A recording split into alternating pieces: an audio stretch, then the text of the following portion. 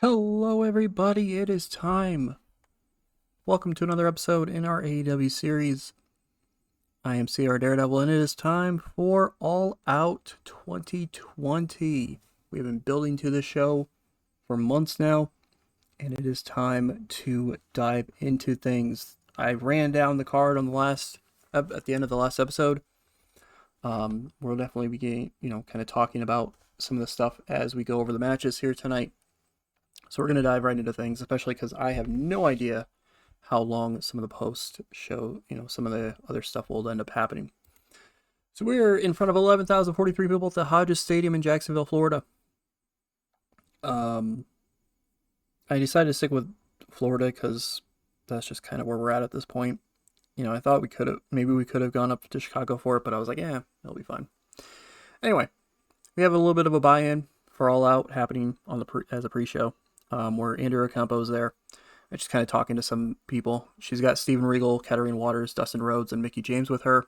And then we have some other guests showing up at times, kind of talking about tonight as well, including Cody and Brandy Rhodes, Kenny Omega, and Samoa Joe coming out at times to talk to him as well. So kind of hyping up tonight's big pay-per-view.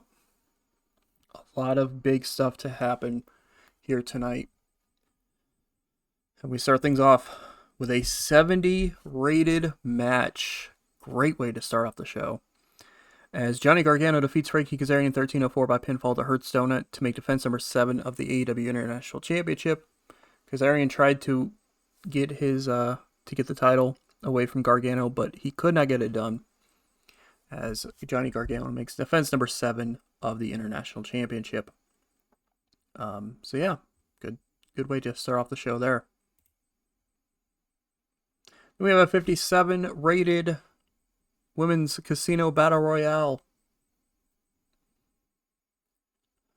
where in 14:23, that's right, we kind of rushed it a little bit, because I was running into issues with I only have 4 referees, and I kept running into issues with people being, having slightly too much to do referee-wise, so I had to trim down the Battle Royals a little bit. But in 57 rated segment, Kaylee Ray wins the Women's Casino Battle Royale. You see the order of elimination there. I purposely set up this order. I'm pretty excited that this game has it where you can set up the order of elimination in it. There's a few notes there. Martina and Chris Statlander got eliminated one after another. Continues the issues that Stat has been having about continuing to fail time and time again. So it kind of keeps up with that. It also I just noticed that they don't have all 20 pictures on there. That's kind of funny.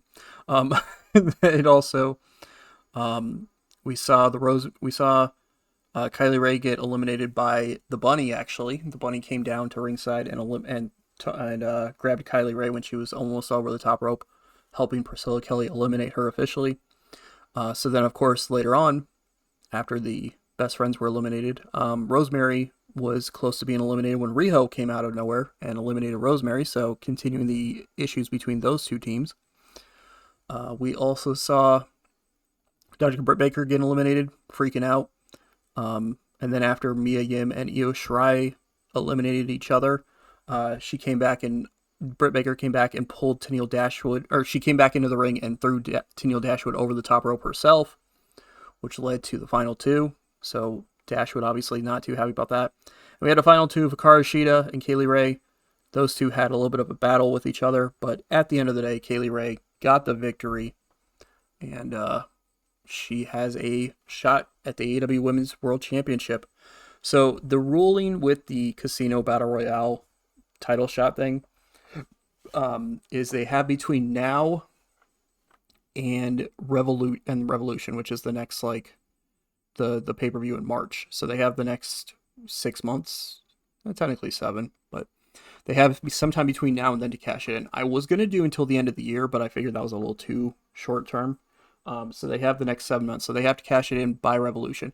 Now they can cash it in for a title shot at Revolution, but it has to be sometime between now and Revolution is the idea behind it. So Kaylee Ray has a guaranteed AEW Women's World Championship match sometime between now and Revolution. The question is, who will she be facing? Will it be Ashley Lane or will it be Alexis Kaufman? We'll find out. We'll possibly find out, that is, later tonight. But there you go. Good stuff for her there. Then after that, we have our big 8-man tag team matchup against 65 rating as the Dark Order get the victory over the Thrill Seekers in 13:27 when Tommy End pinned Andrew Everett with a black mass. Evil Uno was a weak link. He had 48. That's kind of interesting. Kind of interesting to see that he was a weak link there. But there you go, 65 for the match. As the Dark Order, it was kind of one of those things where it was kind of chaotic. But at the end of the day, Tommy End hit Andrew Everett with the black mass and got the victory. So looks like Dark prevailed over the Thrill Seekers here tonight. But we still don't know why they were targeting him. And I don't know if we're going to ever know. But there you go. As Tommy End does remain undefeated as well with that victory. Then we have a quick little thing. So we're going to have a couple of these throughout the show. One, because I got to keep building up Andrea Campo. And two, because I thought it would be kind of an interesting little thing to throw into the pay-per-view. So we have a couple of these like post-match. They're technically post-match interviews, but they're not really. Because they're not really happening directly after the matches. But Teal Dashwood is caught up with after her match, and she's not happy about what happened. She's not happy about the way that Dr. Britt Baker, who was already eliminated, came in and eliminated her from that matchup, and it counted. She asked Andrea how she would feel being that close to a championship opportunity only for it to be taken away from her by someone who was already eliminated. She then turns back to the camera and says that if Baker wants to fight that badly, then she's got one. So it looks like Teal Dashwood is very hot right now when it comes to frustration and anger towards Britt Baker, and we're going to end up having those two fighting at some point in the near future. Got a 44. Again, it's probably going to lose heat for all the storylines involved. I don't care. It's called storyline building, and it's called character building. We're gonna get Andrea to a point where we can use her as a good backstage interviewer. So just gotta keep working on it. Then we have our tag team matchup against the 66. That's Chris Jericho and Claudio Castagnoli defeat Jake Hager and Sammy Guevara in 1240 when Claudio pinned Guevara with an Alpamare wire slide. Claudio had a 75 in-ring performance. Holy hell. Where has that in-ring performance been this whole time? Meanwhile, Jericho, his tag team partner, had a 46. Good God. If Guevara was any better, Jericho would have been considered the weak link. Nevertheless, Jericho, with the help of a temporary ally, is able to defeat the former members of the Inner Circle. I haven't really decided if I'm going to keep Hager and Guevara together and consider them still the Inner Circle or not. But this is kind of the end of this whole thing. Jericho's at this point. Well, I'll wait. There's a segment that goes into things later on, but yeah. So there you go, 66 here for this. Then one of our three women's matches, singles women's matches tonight. As Mercedes and Mayu Iwatani fight in almost 13 minutes, Mercedes beats Mayu in 12:47 by pinfall with a wheelbarrow bulldog. 73 rating for the match. Really good match there. That might be one of the better women's matches we've ever had. That is, until later, I'm sure. I'm crossing my fingers over, one of the other ones. But yeah, 73 is really good. Mercedes with a 70, Mayu Iwatani with a 56. Guarantee for the storyline. Mayu tried to bring everything she could to the match, but Mercedes was just too much for her on this night and got the victory. So there you go. So Mercedes has beaten Io Shirai. She's beaten Mayu Iwatani. Now she's going to be focusing her attention to Kairi Hojo because Kairi has a victory over her, but she doesn't have a victory over Kairi. But will that really matter? Because Mercedes' best friend, Davina, is going to be taking on Kairi Hojo later tonight. So we'll have to see how that plays out. Also, 3 Elite, 0 for 2 so far on tonight. Io couldn't get it done in the Casino Battle Royale, and now Mayu loses to Mercedes here. Kind of makes you a little worried about Kairi later tonight. Then we get Chris Jericho and Claudio Castagnoli caught up to by Andrea Ocampo, who asks them what's next for the two of them. Jericho thanks Claudio for helping him out tonight, but says that he gets if Claudio sees this as the final time of them teaming up. Claudio kind of pauses for a moment before he's like, you know what, I'll think about it before he walks off. So 53 here, kind of interesting to see what might happen there. I already have a plan in mind for what's going to happen. And it's probably not going to be all that surprising, but nevertheless, there you go. We got that there. Then we go to the men's casino battle royale, and in 1639, Brian Cage gets the victory. 68 rating. Hangman was looking very stale, and Moriarty was off his game. That sucks. It was really off his game. Anyway, so you see the order of elimination there. Couple of things of note during it. Hangman was eliminated by MJF, and then MJF eliminated Chuck Taylor, but then got distracted by Hangman Adam Page, and then got himself got eliminated by Jungle Boy. So Hangman and Jungle Boy, or Hangman and MJF's issues still continuing with each other. Adam Cole was in the final three with him. It was him, Brian Cage, and Matt Sydal. And of course, Cole and Cage were like, all right, we can do this because, two bad guys. But then Kenny Omega showed up and ended up laying out Adam Cole. And Brian Cage decided to take advantage of that and toss Adam Cole out over the top rope. So it came down to Matt Sydal and Brian Cage at the end. And Brian Cage got the victory. So 68 there. As there you go. So issues coming out of that. Yeah, not too bad. I'll take it. So Brian Cage now with the shot at the AEW World Championship sometime between now and Revolution next year. Then we move on in a 80 rated matchup. Good God. Probably should have put this up higher on the card, but that's all right. And about that great wrestling, good heat, Tyler Black defeated El Generico in 1609 by pinfall after using a foreign object. He cheated to get the victory and was able to win. 80 rating. Tyler Black staying undefeated here in AEW. 75 from El Generico, 77 from Tyler Black. Man, they both put on, like, Tyler Black's usually around there, but El Generico's usually a little bit lower than that, so he put on a hell of a performance here tonight. I don't know if it was, let me take a look really quick at the dirt sheet. I don't know if it was raising his game, being motivated, good job slow building. All right. Yeah, it's just not really much else. Kind of interesting. We did do, I should have like saved it on here or something, but you might see that all these segments and everything are doing a little bit better than they probably normally would. That's because we were able to do a pre-show speech, and we did an inspirational speech, so we got everybody hyped up. Not to mention the fact that All Out is considered a season finale, so people are raising their game for it, as you see.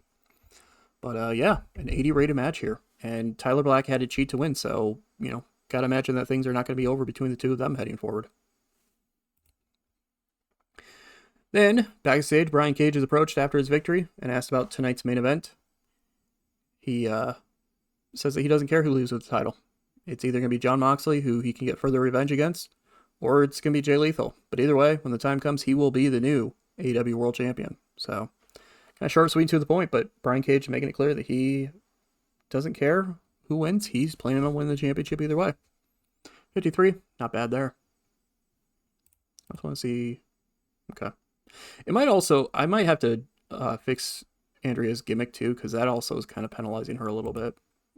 I thought, featuring her in all these segments, it might improve her gimmick, but apparently it's not really doing so. So I might just have to try to, tweaking it or do a new gimmick for her or something like that. She's got an interviewer gimmick, but for some reason it just came off as an awful rating. So I might need to see if I can change that a little bit to maybe help these segments out slightly. I mean, it's probably only gonna be like 1 point more, but still. Then we have our AEW Women's World Championship matchup against a 65 rating as Alexa Kaufman defeats Ashley Lane in 14-19 by pinfall with the Dazzler to make defense number 4 of the Women's World title. She gets her title back. It's in her possession once again. And there you go. 60 from Alexis, 57 from Ashley Lane. At one point in time, I thought about putting Ashley Lane over in this, but I just decided I was going, I'm running with this Alexis Kaufman title reign right now, so Unfortunately, Ashley Lane not able to get the job done, which is fine because, in our TNA save, she was the champion there for a while anyway, so, good enough. But, yeah, so there you go, 65 for this. And so there you go, Alexa Kaufman's still the Women's World Champion. And at some point, she's going to have to keep an eye out for Kaylee Ray, who's going to be coming for that title. Crap. 73 rated match here, as Miro defeats Pac in 14:49 by pinfall, the fast roll-up. He sustained a strained trapezius. That sucks. Hopefully he's not for too long. 70 from Miro, 80 from Pac. Yeah, Miro with a quick victory. So, bit of funniness to this. I was 50-50 about who I was going to have win this, because I have storyline plans for, both ways. Like, if Pac won, I'd have storylines for character storyline stuff for both of them, or for both of those results, and then, the opposite one. And then I went to go, I was like, all right, let's see what happens if I put either one of them over. And Miro did not like the fact that I was trying to put Pac over. Because even though Pac is the former AEW World Champion, somehow Miro is 10 points more popular than him. I don't know how the hell that happened. But, yeah, so I ended up deciding, I could have just paid Miro to shut up about it, but I ended up deciding at the end of the day to give Miro the victory, because I have, I preferred the Miro win character storylines I have in mind more than the Pac one, so there you go. Miro gets a victory, but he might be out for a little bit. We'll have to see. You know what? That'll even tie into the fast roll-up. Instead of beating him by the game over or anything like that, we'll say that he got the injury and did the fast roll-up to get the win, and they had to call it on the fly. They had to call the finish on the fly. We'll say that's what happened there. Thank you, Billy Gunn. Alexa Kaufman is caught up too after her match, and she gets asked about tonight. She says that she got this back, raising the title up, and is finally glad to be done with Ashley Lane. However, it seems like she has a tough challenger on the horizon with Kaylee Ray. She's looking forward to that eventual match, though, because she knows it'll bring out the best of both of them.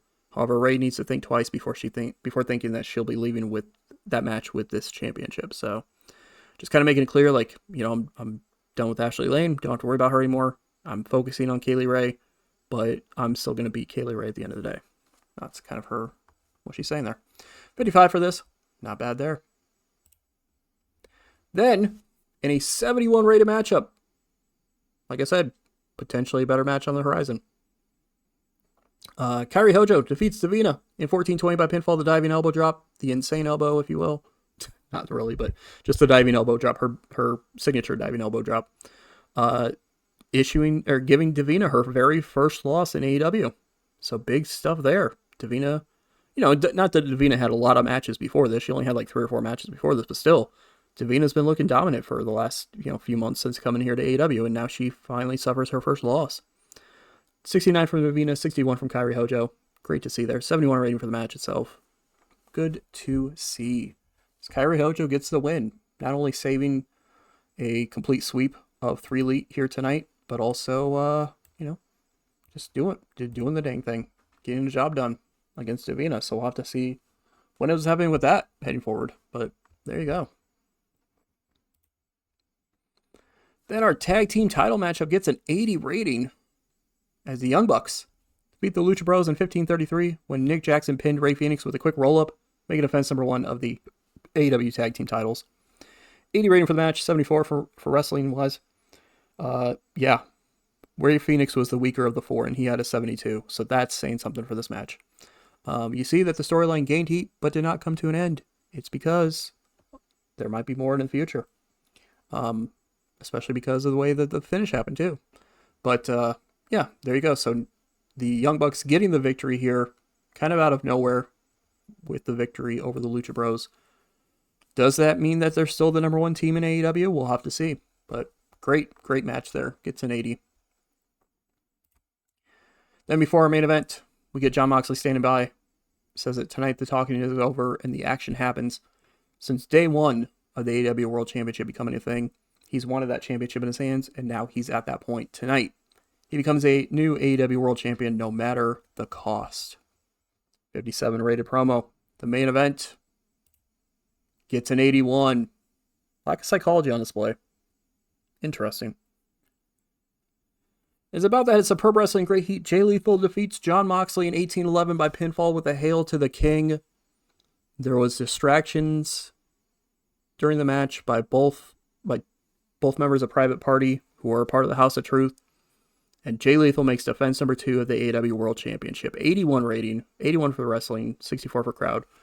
89 in-ring performance from Jay Lethal. My God, that guy is just killing it for us. 73 from Jon Moxley. Lack of psychology on display. I'm kind of a little surprised by that, honestly. I did this as a slow build. I don't know, because both of them have good chemistry, or good psychology, but apparently not enough for a slow build and going 18 minutes, but that's fine. To be fair, I think Mox has only 68 psychology or something like that, so that might have hurt it. Maybe if it was a couple minutes shorter, it wouldn't have had that penalty, but that's fine. I'll take an 81. As Jay Lethal is still your AEW World Champion, defeating Jon Moxley in a great matchup here. And that means that he's got Brian Cage on the horizon at some point. But he also, still potentially have Jon Moxley. I mean, after all, Moxley was pinned for the 3 count, but there was interference. So, one could say that maybe he has a legitimate claim to trying to get that title back. We'll have to see. Or trying to get another title shot. We'll have to see. But there you go.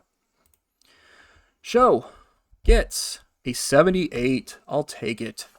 Increase our popularity everywhere except for 2 Canadian regions where we have limited number of viewers at. All right. Time to find out everything that happens. We can do a post-show speech to the assembled workers. Let's do that. Yeah. Jay Lethal, you are fucking awesome. I'm trying to think here. Matt Sydal, I'm going to compliment on a good performance because he was a little upset about having to put Brian Cage over in the Battle Royal. And let's also we'll compliment Pac, having to take the loss. Cool. Injury review. He's working through it. And it's only going to have to suffer for it for 15 days. So that's fine. I just don't put him in matches for 15 days. I can just put him in angles. That's fine. I'm okay with that. Financial report. $672,000 made for this show. Hell yeah. Popularity. Increase everywhere. We got back our point that we lost in the Southeast. So I'll take that. Oh, okay. I guess I wasn't paying attention to that. From Dynamite to this too. So this shows, if it actually shows the number going up 1, then it going up a full point. If it just shows the number like you see with the England area, then it wasn't enough of an increase to send it up from 28 to 29. So it just didn't gain a full point. But like you see, in America, we gained a full point everywhere in every location. So that's cool. I don't know why Maritimes and Saskatchewan, why we don't have enough viewership there, but whatever. I did look into it, by the way, from the Dynamite episode to now. I did look into the India thing, and we don't have any broadcasters. I actually don't know how we got the 11 popularity for India, because this mod doesn't seem to have any broadcasters for India. So I might have to either find a couple or just create one. Well, okay, let me rephrase that. They do have one broadcaster for India, and I think that's where we got our popularity from, because they have Fight as a broadcaster. But the problem with Fight is that we dropped it recently because it only had tiny coverage everywhere, and so we were running into the issue of not having enough coverage to raise our popularity much. So we went with broadcasters that we got more popularity and more viewers from. So that's the issue. Again, I might try to put in another another one so I can do an Indian one, or maybe even just put a version of Fight specifically for India, because I can't use Fight anymore because some of those broadcasters we signed off with have exclusive deals. So maybe I just create one that's just Fight India or something like that, but I'll figure it out. But there you go, there's that. All right, time for the media scrum. Let's see how this works out for us. With tonight's show complete, you have chosen to take part in media scrum. Of course, we were playing Tony Khan in this. So that's why you see him there. We're not CR Daredevil. In fact, Daredevil, I think the only one we're Daredevil in is the TNA one. Because the WCW one, we're Eric Bischoff. Anyway, how concerned are you that by the off night that Jigsaw had, you consider him to be too unreliable to trust? You know what? Everyone has off nights from time to time. Give him a break. All right, concerned are you by the off night that Mia Yim had? Oh, Mia Yim had an off night too? That's fine.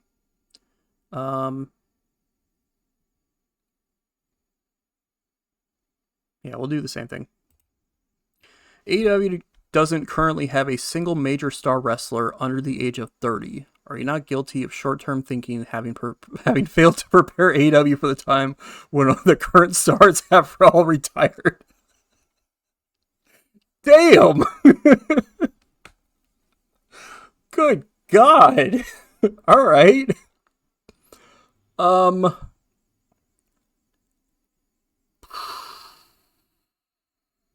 I mean, to be fair, we only have like 3 major stars in our company right now. Jay Lethal. Well, actually, I don't know. It's going to depend on how things play out. But Jay Lethal, Jon Moxley, and I think Tyler Black is the third one. I mean, it might be only 2 now that Moxley lost, but still. So, that's. I mean, they're not wrong, but. Dang, which one do I want to respond with? I don't want to say lack of good talent. That would be not good. Plans to push some of our current younger wrestlers really hard to turn them into stars. I mean, we're kind of starting to do that. Obviously, they're not a major star yet, but like MJF is getting, has some push behind him. I don't want to spoil things, but there's a few other young talent that are getting pushes behind them. Private Party, they're starting to get some popularity to them, and I think they're under 30. Yeah. So I mean, they're there. We just haven't had a lot of success with it, but yeah, we'll do this last one. Oh. Dr. Britt Baker was pleased by that. Kaylee Ray was pleased. Hangman Adam Page was pleased. Oh, I guess these are all people who are under 30. So Baker, Kaylee Ray, Hangman, Mark Quinn, Mayu Iwatani, and Desmond Xavier are all pleased. And Generico is slightly unnerved. Why? You're over 30, but like, why are you worried about people getting pushed over you? All right. That's cool that it shows that we pleased all these people. Because to be fair, a lot of them are, Kaylee Ray's being pushed as a top star in the women's division. Hangman we're trying to do stuff with. Mayu Iwatani is up there. We're trying to get her pushed as one of the top women's stars. Well, Desmond Xavier, despite taking the loss here, he didn't specifically take, but despite his team taking the loss, is starting to get a little bit of a push in his time here in AEW so far. Excalibur didn't do well at the announcing desk. Do you have a comment on his future? Unfortunately, he was poor. We won't use him at the announcing desk again. I'm guessing it's only just because of the main event, because it did say that Excalibur was weak in announcing in the main event.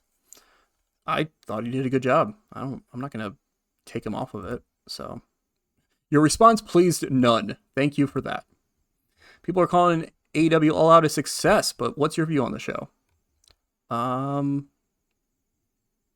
was disappointed. I think we can do it. No, it was a huge success. The whole roster should be very proud. Rumors are swirling that Cody Rhodes complained about how you booked him in an angle, but you completely ignored him and continued on his plan. Do you regret taking such a hardline approach? All right, so the buy-in segment that I did, where I had all those where I had like everybody involved in that, just hyping up the show. Cody didn't like the fact that we had it scripted. I'm sorry, but I wasn't going to keep it unscripted when Andrea Ocampo was part of it. So he was slightly disappointed by that. So let's see. Sometimes people just need to be team players, and tonight it was his turn. In the circumstance, the angle required it. Can't please every person all the time. I understand his frustration, but it was necessary for the angle to work. People need to trust that I know what's best for the good of the show. Huh.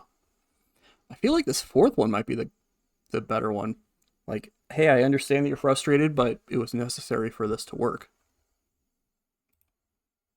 Oh, all right, that's the end of the media scrum. I was expecting a lot more questions, but all right, there's that. So, yeah, we did our media scrum. We made some, we made a lot. We really only one question affected anybody's morale, and it was the young talent one. And El Generico was the only one we might have to worry about with that. At least he seemed unnerved. I don't necessarily know if that means that he's upset by it. He just seemed unnerved by the response. But we did manage to make some of the younger stars happy. So there's that. That's cool. I liked it. I liked that media scrum thing. It'd be cool to it's gonna be cool to see all the different questions, like, because I know there's like hundreds of questions uploaded into it.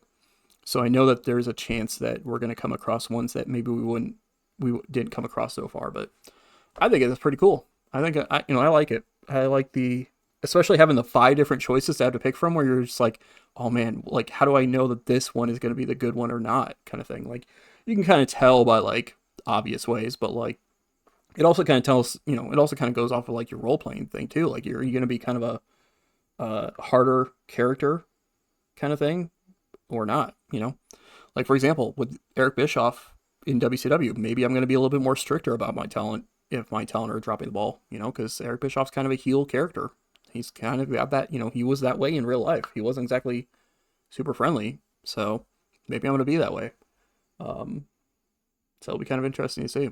But, I think that this worked out pretty well so far. We'll have to see, as soon as this all loads, we'll have to see what what some of the end result stuff was for All Out. I think it was a great show. I think it turned out to be a really great show for us, with a lot of kind of surprises, upset, not like upsets, but like some surprises that happened and all that. So yeah, there's that. Holy crap. All right.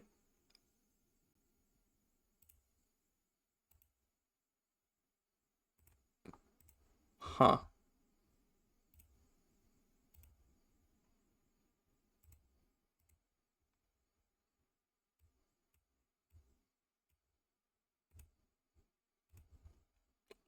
Huh.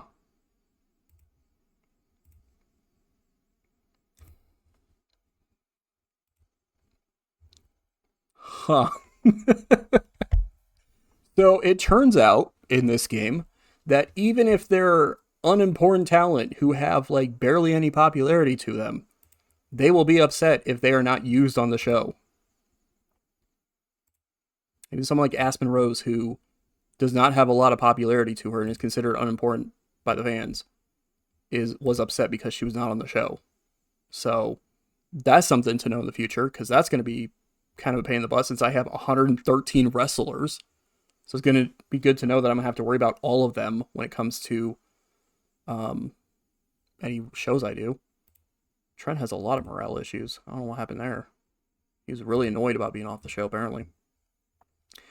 Walter has a lot of morale issues for being off the show as well. All right, well, I'm going to have to deal with all that stuff. Hey, it actually shows in TEW 2020, it would tell you that the next event is scheduled, that there is no future events until you got to within 28 days of it. But this actually tells you that in 146 days we have Revolution. Although we will do a, we'll probably end up bringing Breakdown back, because I think I did Breakdown in the end of,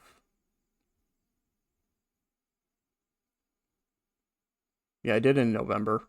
So we'll probably end up doing like November or December. We'll probably end up doing it. But we'll see. I might leave it as is too. Anyway, back to the screen. So I have my death frequency set on minor, or set on low, I mean. So it's set on low. I'm saying this because, seeing that just now, so Abdullah the Butcher passed away 2 days ago in game. And then both Afa Noe and Tenru both passed away today in game. So it's like, does low all of a sudden turn up the like in this game, does low turn up the frequency of deaths? Because I've had 3 deaths in a matter of a week in game wise, as opposed to having like barely any deaths before. So I don't know if that turned things up or what, but That's kind of crazy that we already have 2 more deaths in the game. Miro got hurt. He's working through it. All out, as you see there. Sorry, I got hiccups right now. 360,000 people viewing it on pay-per-view. Good to see. Went up against Ring of Honor, which got 56,000 people watching. Went up against King of Trios, which, yeah, I kind of figured wasn't going to be an actual King of Trios setup. I would have had to set that up ahead of time. Went up against AAW. Went up against MLW War Games. All right. It went up against PWA September 2020. Great. Great. John Layfield nearly got into a fight with Kenny King in ROH. Yeah, for some reason John Layfield is in ROH. I don't know why. But he nearly got into a fight with Kenny King about over there. Kerry Silkin and Vinny are getting along. Ian Rubicani, Ian and Matt Taven have been bonding together. Interesting. Yeah, we kept Mayu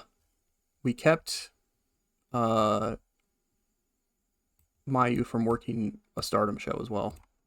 That's kind of funny. Yeah, in this world, by the way, Yuka Sakizaki is working in Stardom. I haven't decided if I want to try to like step in and get her yet or not, but she's working in Stardom for some reason. I don't know why. I thought that was kind of funny. It's like, huh, that's interesting. Yeah. As somebody who has been getting into Stardom a lot more again recently, as you can tell by some of the people on my roster, I have been keeping an eye on a few people here in this Stardom the world because I might be trying to bring in a couple more people as well. But Sami Callihan is the new AEW Heritage Champion. All right. Kenny King's politicking his way around ROH. Anything else? Jim Cornette with drama. No way. That's so surprising. Brian Pillman Jr. getting along with Ricky Martinez in MLW. Joey Ryan got suspended. He got suspended for 30 days after MLW's War Games.